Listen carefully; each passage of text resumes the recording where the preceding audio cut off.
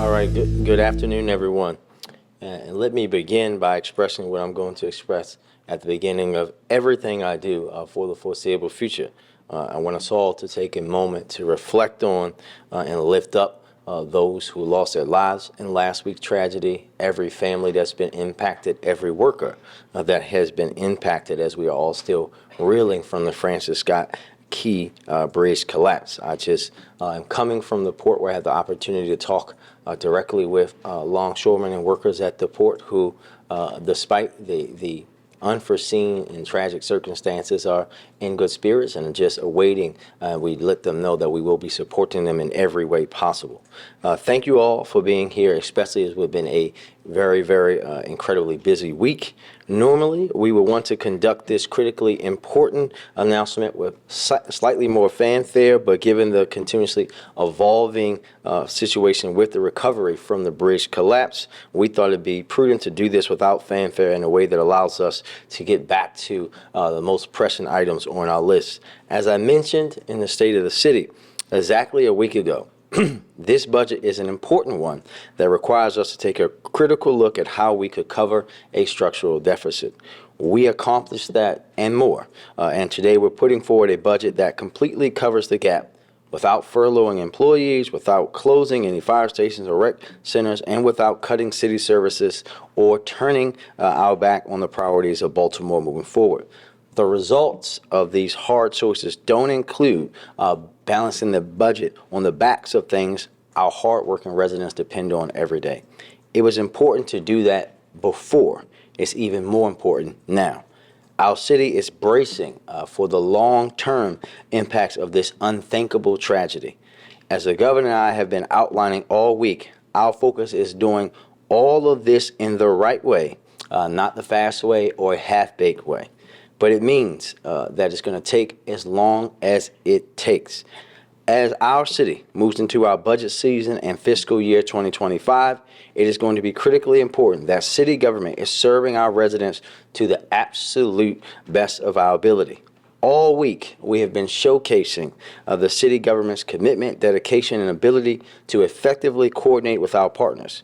We need to continue to do that in everything we do, whether it's standing alongside the Coast Guard and other members of the Unified Command to discuss the salvage operation or being there to do a much more standard daily operation of city government.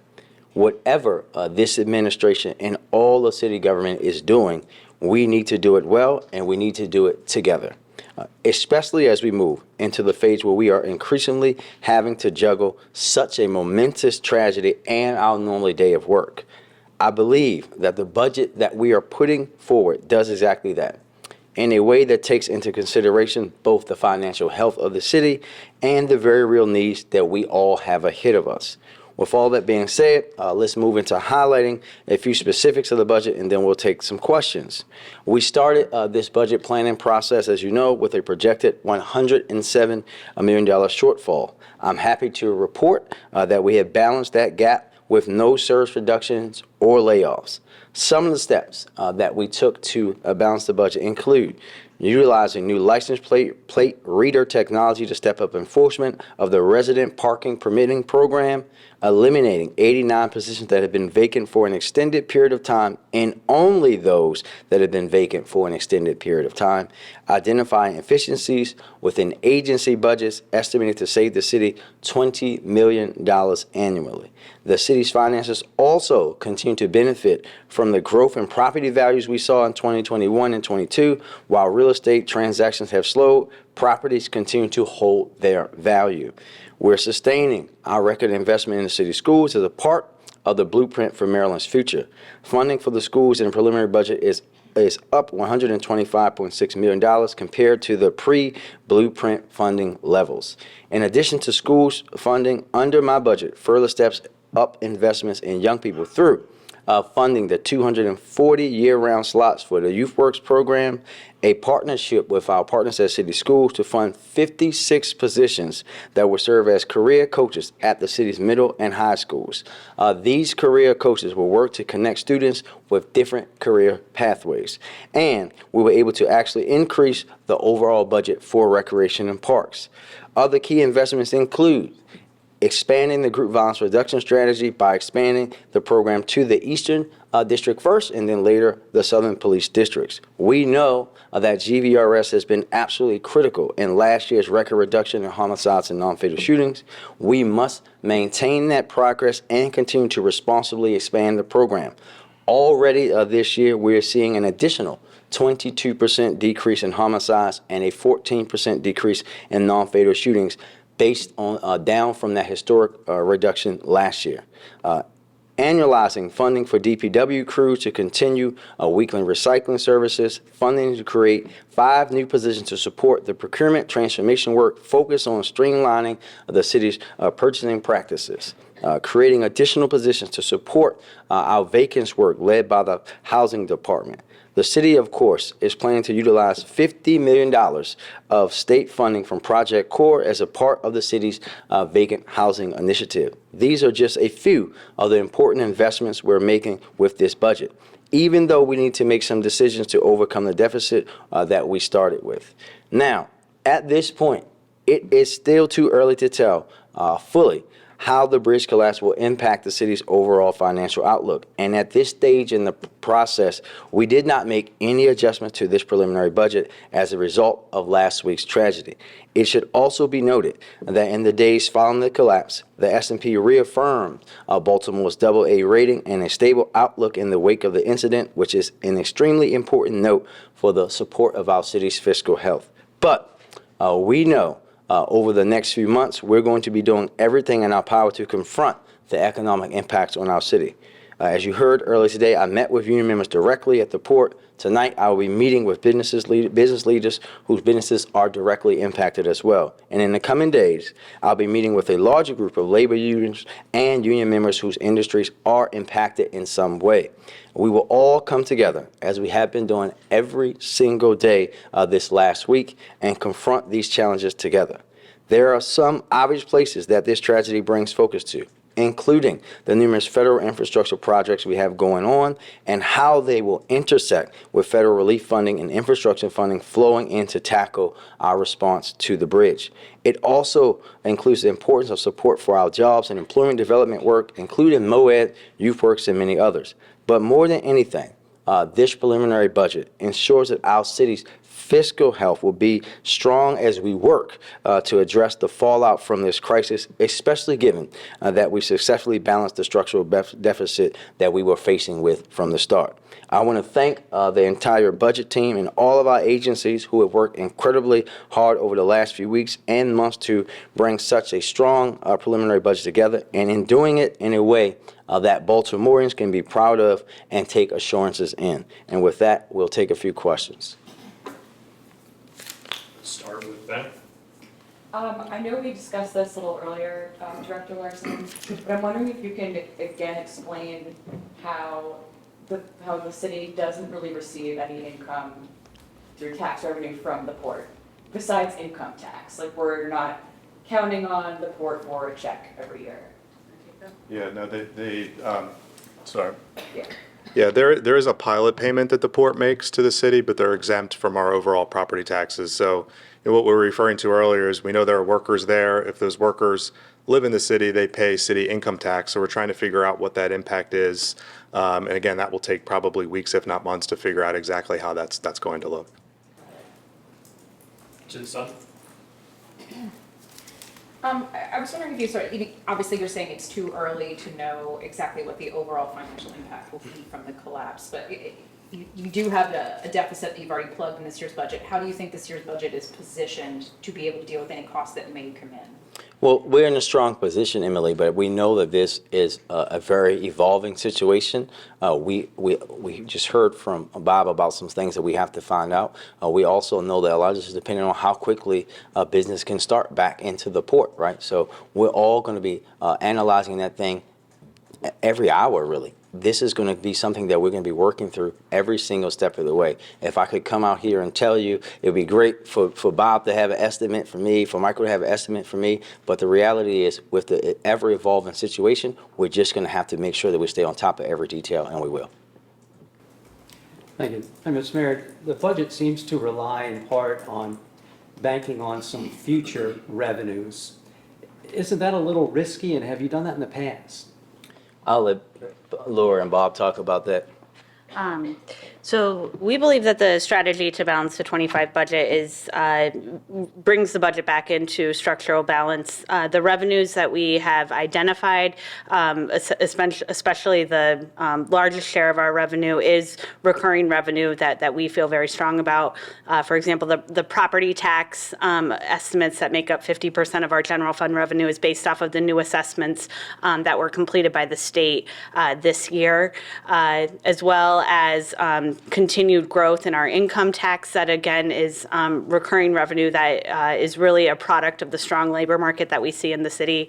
One of the items regarding investment earnings is related to the higher yields that we're seeing in a product of in an environment of higher interest rates.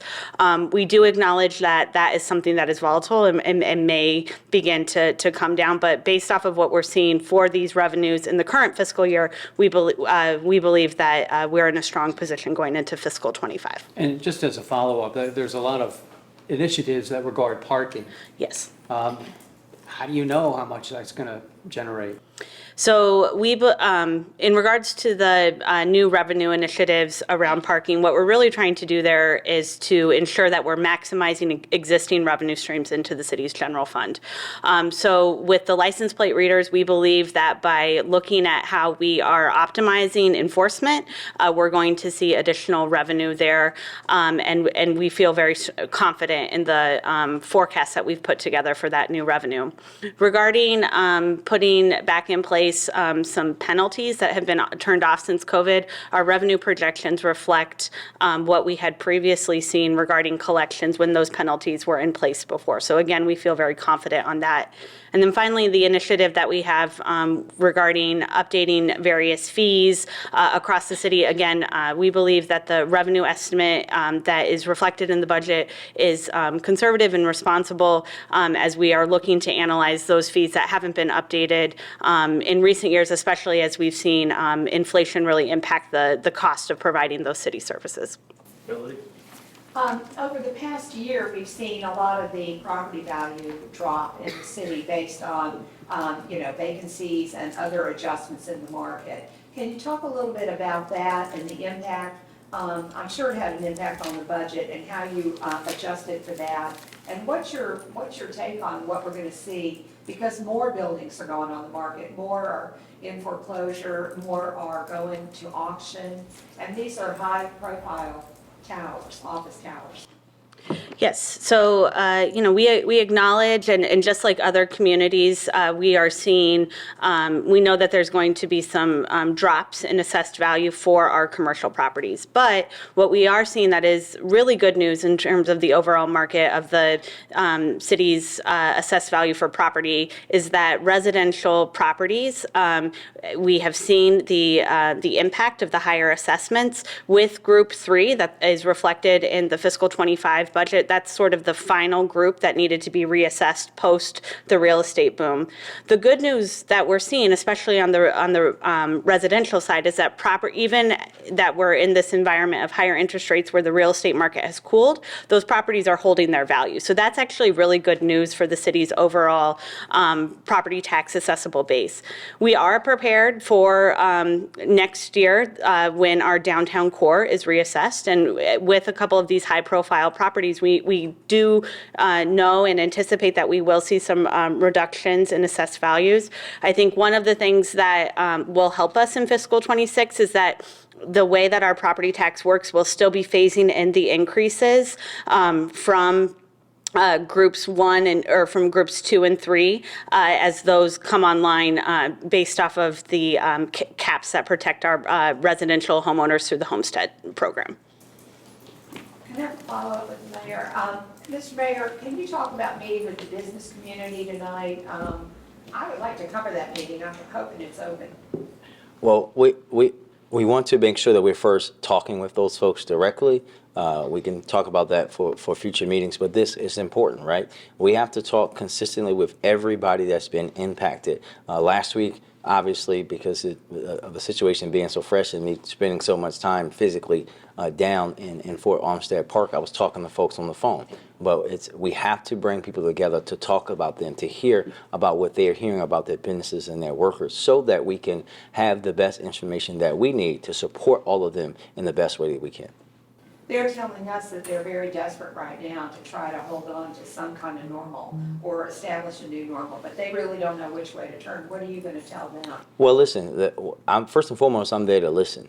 And then this is about making sure that they know, as we have been saying to them and everyone that hears us, that this is a effort, a collaboration of something that we have never seen here in the city, or quite frankly anywhere in the country, when you think about the impact of this tragedy, and that everybody from the President of the United States down to me and below are working as hard and as fast as they can responsibly to get the channel back open so that those businesses and those workers can go back to work.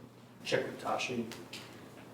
Mayor Scott, the budget is supported in part by the highway user revenue. I know you and other city officials called for the reversal of those proposed cuts, but has there been any real progress since? We'll see. We know that their work in Annapolis is still going with the House and the Senate. They're going to be discussing that as they push towards sine die next week. My stance has not changed. Baltimore City cannot absorb another highway user revenue cut. As we all know, we were already short $900 million from the previous changes during the Great Recession. And what that's going to mean for us is those cuts continue, is hundreds of lane miles of roads that won't be resurfaced, that are long past due needing resurfacing. So we are very hopeful that we're able to get those things restored. Is there any particular plan B for any of those cuts? So listen, the reality is that we, as I said, Tashi, a few weeks ago, we've been taking out bonds through the state to do those basic services. We have to continue that, but we don't want to continue that. We want to go back to what was passed and, quite frankly, what the city is owed. Quickly check with WJZE. The WMAR Fox. Okay.